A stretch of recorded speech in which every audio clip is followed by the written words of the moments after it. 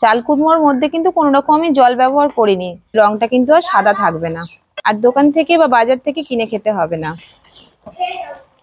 দেখুন কি সুন্দর মোরব্বাগুলো তৈরি হয়েছে। উপরের দিকটা শক্ত, ভেতরের দিকটা কিন্তু খুবই নরম। আমার আজকের রেসিপি ছাঁচি কুমড়োর মোরব্বা।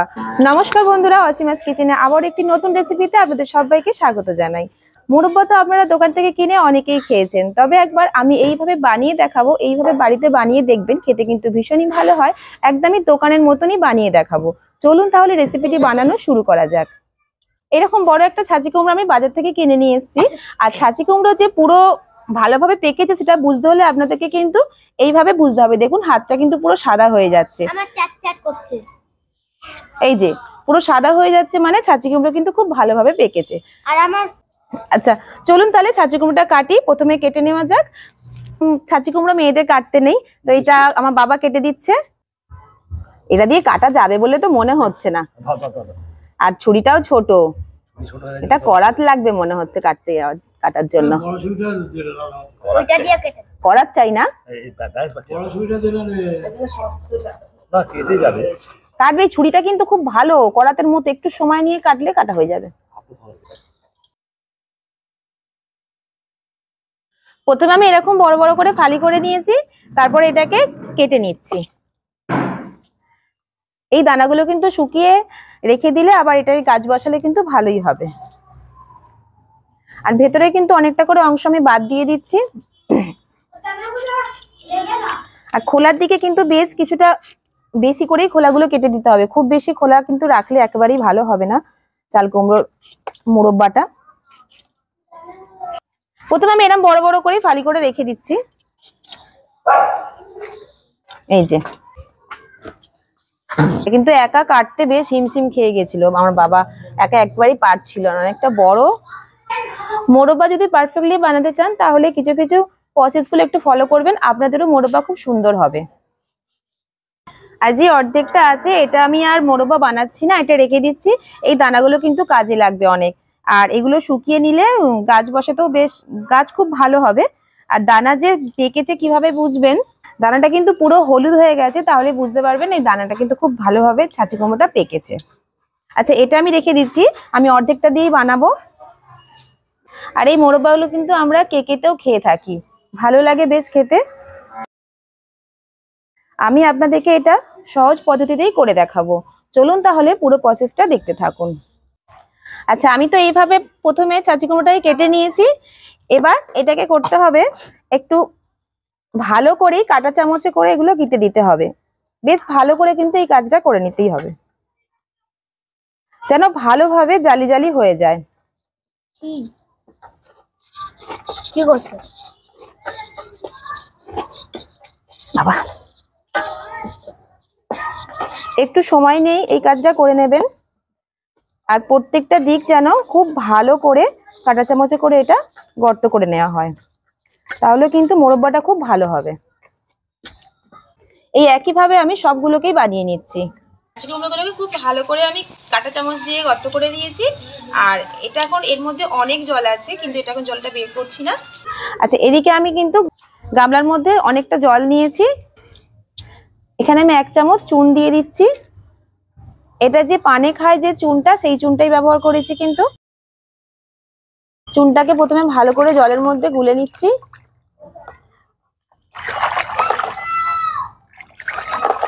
দেখুন চুন জল খুব ভালোভাবে গোলা হয়ে গেছে। ছাঁচি কুমড়ো কাঁটাগুলোকে আমি এই চুন জলের মধ্যে ভিজিয়ে দিচ্ছি।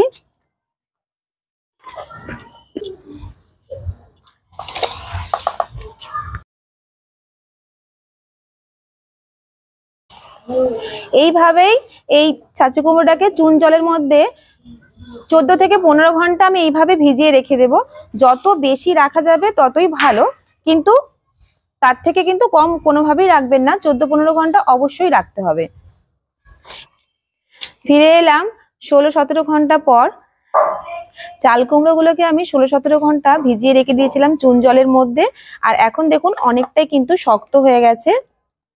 যখন এটাকে কেটেছিলাম চাল কুমড়োটা কিন্তু অনেকটাই নরম ছিল, চুন জলের মধ্যে ভিজিয়ে অনেকটা শক্ত হয়ে গেছে। মিনিমাম কিন্তু এই চাল কুমড়োগুলোকে 10 ঘন্টা রাখতেই হবে। যদি আপনাদের হাতে সময় কম থাকে 10 ঘন্টা অবশ্যই রাখবেন, আর যদি বেশি থাকে তাহলে কিন্তু 16-17 ঘন্টাও রাখতে পারেন। বেশি রাখলে কোনো ক্ষতি নেই। এইভাবে চাল কুমড়ো চুন জলে ভিজিয়ে রাখলে মোরব্বা যেমন সাদা ধবধবে হয় আর অনেক দিন পর্যন্ত থাকে। এবার আমি চুন জল থেকে কিন্তু এটাকে ভালো করে ধুয়ে নেব। খুব ভালো করে 3-4 বার জল পাল্টে পাল্টে চুন জলটাকে স্বচ্ছভাবে ধুয়ে নিতে হবে।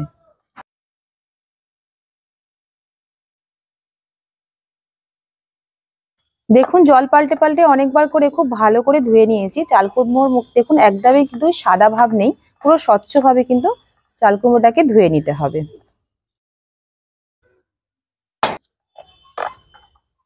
চাল কুমড়ো গুলোকে আমি এবার জল থেকে তুলে টুকরো টুকরো করে কেটে নেব। এতটা বড় বড় পিস রাখবো না, ঠিক এইরকম করে কেটে নিচ্ছি। এর থেকে কিন্তু বড়ও করছি না, আবার ছোটও করব না, কারণ এটা সিদ্ধ করার পর কিন্তু অনেকটাই গলে যাবে। ঠিক এইরকম করে টুকরো টুকরো করে কেটে নিচ্ছি। এখন কিন্তু কোনো রকম আমি জল কোনো রকম চিপে বের করছি না, যেহেতু এগুলোকে সিদ্ধ করব। চাল কুমড়োগুলোকে দেখুন এইরকম করে আমি টুকরো টুকরো করে কেটে নিয়েছি। এবার চাল কুমড়ো সিদ্ধ করে নেব। কড়াইটা ভর্তি করে এখানে জলটা দেব না, যাতে চাল কুমড়োগুলো সিদ্ধ হয়ে যায় সেই রকম পরিমাণে জল দেব। আর চাল কুমড়োগুলো যেন খুব ভালোভাবে ডুবে যায় সেই পরিমাণে এখানে জলটা দিয়ে দিতে হবে। এবার চাল কুমড়োগুলোকে ভালো করে সিদ্ধ করে নেব।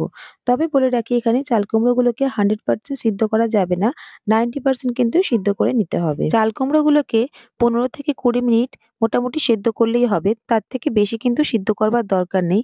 15 থেকে 20 মিনিটের মধ্যেই চাল কুমড়োগুলো সিদ্ধ হয়ে যাবে।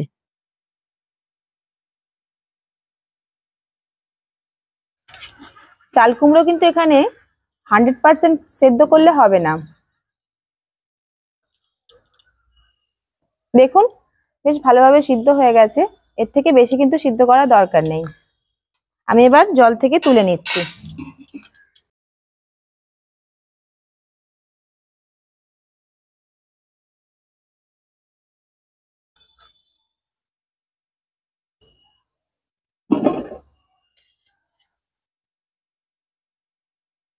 ভালো করে ছেঁকে তুলে নিতে হবে।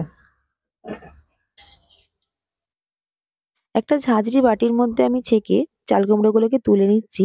তাহলে এই ঝাঁঝরি বাটি থেকে যেটুকু চাল কুমড়োর জল থাকবে সেটুকুন কিন্তু ঝরে যাবে। প্রথমে আমি এখানে 1 কেজি মতন চিনি নিচ্ছি। দেখুন খুব ভালো করে কিন্তু জলটা ছাঁকা হয়ে গেছে, চাল কুমড়ো থেকে কিন্তু কোনো আর জল নেই, জল ছেঁকে বেরিয়ে গেছে এখান এবার থেকে। এই চিনির মধ্যেই চাল কুমড়োগুলোকে আমি সব ঢেলে দিচ্ছি। প্রথমে খুব ভালো করে চিনির সাথে চাল কুমড়োগুলোকে একটু নেড়ে চেড়ে মিশিয়ে নেব। আমি কিন্তু গ্যাসের আঁচটা অন করিনি, যেহেতু চাল কুমড়োগুলো এখন ভালো গরম আছে।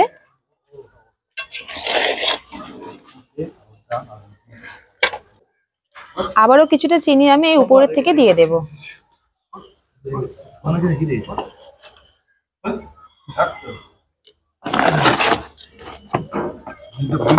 চাল কুমড়োটা আমি ওজন করে নিয়েছিলাম, 2 কেজি ছিল, তাই 2 কেজি পরিমাণে এখানে চিনি নিয়েছি। কিছুক্ষণ এইভাবেই রেখে দেবো, আপনা থেকেই জল ছেড়ে আসবে। দেখুন চিনি থেকে কতটা জল বেরিয়ে এসছে। এখনো কিন্তু গ্যাসের আঁচটা আমি অন করিনি। দেখুন কতটা জল হয়ে গেছে। এটাকে কিন্তু ভালো করে এবার শুকনো করে নিতে হবে আস্তে আস্তে একটু সময় নিয়ে।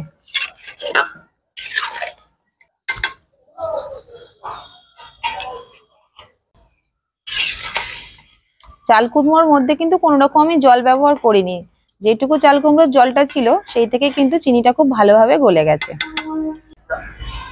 এবার কিন্তু গ্যাসের আঁচটা আমি অন করে দিয়েছি, আর খুব ভালো করে এবার ফুটিয়ে নেব। দেখুন বেশ ভালোভাবে ফুটতে শুরু করেছে। এই সময় আমি দিয়ে দেব কয়েকটা এলাচ। এলাচের মুখগুলো ফাটিয়ে নিয়েছি, তাহলে কি ফ্লেভারটা বেশ ভালো আসবে। ছাঁচি কুমড়োর মধ্যে যে গন্ধটা থাকবে সেটা কিন্তু আর পাওয়া যাবে না, এই এলাচটা দিলে এই ফ্লেভারটা বেশ ভালো পাওয়া যাবে। এটা কিন্তু ভালোভাবে নেড়ে চেড়ে একটু সময় নিয়ে শুকিয়ে নিতে হবে চিনিটাকে, আর অনবরত নাড়তে হবে, তা না হলে নিচের দিকে ধরে গেলে এই রংটা কিন্তু আর সাদা থাকবে না। বন্ধুরা, আমার রেসিপি আপনাদের কেমন লাগছে অবশ্যই কমেন্টে জানাবেন, আর যদি ভালো লাগে অবশ্যই একটা লাইক করে দেবেন। একবার এইভাবে মোরব্বা বানিয়ে দেখুন, খেতে কিন্তু আপনাদেরও ভালো লাগবে, আর দোকান থেকে বা বাজার থেকে কিনে খেতে হবে না। এখন দেখুন চিনির রসটা অনেকটাই শুকিয়ে এসেছে, একটু একটু আছে। এই সময় আমি গ্যাসের আঁচটা অফ করে দিয়েছি। এবার কড়াইয়ের মধ্যে নেড়ে চেড়ে শুকনো করে নিতে হবে। এবার চিনিটাকে ঝরিয়ে ঝরিয়ে তুলে নিতে হবে। যতটা চিনি লেগে যাবে ততটা লেগে যাবে, আর বাদ বাকি কিন্তু নিচে থেকে যাবে। এখনো কিন্তু ভালোভাবে ঠান্ডা হয়নি, আর যত ঠান্ডা হবে মোরব্বাগুলো কিন্তু পুরো সাদা হয়ে যাবে। আর এইরকম ভাবে মোরব্বা বানালে আপনাদেরকে আলাদাভাবে শুকনো করবার কোনো দরকার নেই। আস্তে আস্তে কড়াইয়ের মধ্যে নাড়তে নাড়তেই কড়াইয়ের মধ্যে কিন্তু শুকিয়ে যাবে। দেখুন মোরব্বাগুলো কত সুন্দর দেখতে লাগছে। যতটা চিনি গায়ে ধরবার সেটা কিন্তু ধরে গেছে। আর বাদবাকি কিন্তু চিনি দেখুন ঝরে গেছে। একবার এইভাবে মোরব্বা বানিয়ে দেখুন, খেতে কিন্তু ভীষণই ভালো হয়। এখনো কিন্তু মোরব্বাগুলো বেশ গরম আছে। যত ঠান্ডা হবে মোরব্বাগুলো খুবই কিন্তু সাদা হয়ে যাবে। দেখুন বেশ কিছুক্ষণ পর ঠান্ডা হয়ে গেছে মোরব্বাগুলো। কত সুন্দর সাদা হয়ে গেছে। দেখতে একদম কিন্তু দোকানের মতো লাগছে। খেতেও কিন্তু অসম্ভব সুন্দর হয়। উপরের দিকটা দেখুন শক্ত হয়েছে, আর ভেতরের দিকটা কিন্তু একেবারেই নরম। কত সুন্দর দেখতে লাগছে দেখুন। খেতে কিন্তু ভীষণই ভালো লাগে বন্ধুরা। অবশ্যই একবার বানিয়ে দেখবেন। বাড়িতে বানালে কমেন্ট বক্সে জানাতে একেবারেই ভুলবেন না যে খেয়ে আপনাদের কেমন লাগলো। আমার রেসিপি ভালো লাগলে অবশ্যই আমার চ্যানেলটাকে সাবস্ক্রাইব করে নেবেন। আর আপনি যদি এই ভিডিওটা আপনি আমার ফেসবুক পেজ থেকে দেখে থাকেন, পেজটিকে ফলো করে নেওয়ার অনুরোধ রইলো। আজকের মতন তাহলে এই পর্যন্তই। আবারও খুব তাড়াতাড়ি চলে আসবো অন্য কোনো রেসিপির সাথে। ভালো থাকবেন, সুস্থ থাকবেন। আরো নিত্য নতুন রেসিপি দেখবার জন্য অবশ্যই আমার চ্যানেলটিকে সাবস্ক্রাইব করে নেবেন।